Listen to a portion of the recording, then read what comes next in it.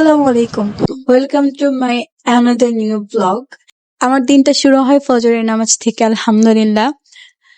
তো আমি আর আম্মু ফজরের নামাজ শেষ করে বের হয়ে গেলাম একটু মর্নিং ওয়াকে। তারপরে মর্নিং ওয়াক করতে করতে আমরা একটু চারপাশে ভিউ নিতেছি। আসলে গ্রামের এনভায়রনমেন্ট এত সুন্দর, এত রিফ্রেশিং। ফজরের সময় তো আরো বেশি রিফ্রেশিং লাগে। আমি সচরাচর এই মর্নিং ওয়াকটা অনেক বেশি এনজয় করি।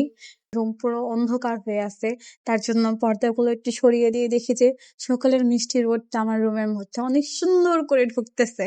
নিজেকে রিফ্রেশ করার জন্য আমি একটা মর্নিং জুস খেয়ে নিলাম। যদি কারো রেসিপি লাগে অবশ্যই বলবেন। এনিওয়েজ, ব্রেকফাস্ট করা শেষে আমি আমার বিছানা গোছাচ্ছি, টুকটাক সব কাজ শেষ করলাম। এখন আসছে রান্না বান্নার পালা। রান্না শেষ করে তারপরে দেখলাম যে আজকে প্রচন্ড রোদ। এই কাঠফাটা রোদে আমার অনেক বেশি টক জাতীয় খাবার খেতে ভালো লাগে। তাই কি করলাম, গাছ থেকে টুপ করে আম পেড়ে আম ভর্তা বানিয়ে খাওয়া শুরু করলাম সবাই মিলে। তারপরে একটু ঘোরাঘুরি করতেছিলাম, তো দেখতেছি যে দুইটা প্রজাপতি মনে সুখে তারা উড়ে বেড়াচ্ছে।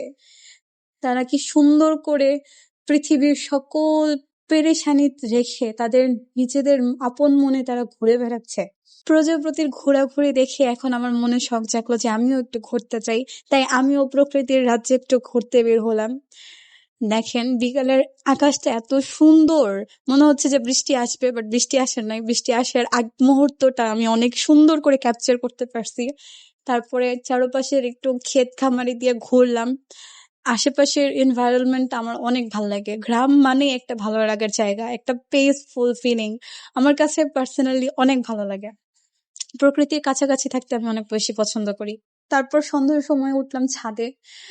ছাদে যেয়ে দেখি আজকের চাঁদটা এত সুন্দর, দেখে মনটা ভালো হয়ে গেছে।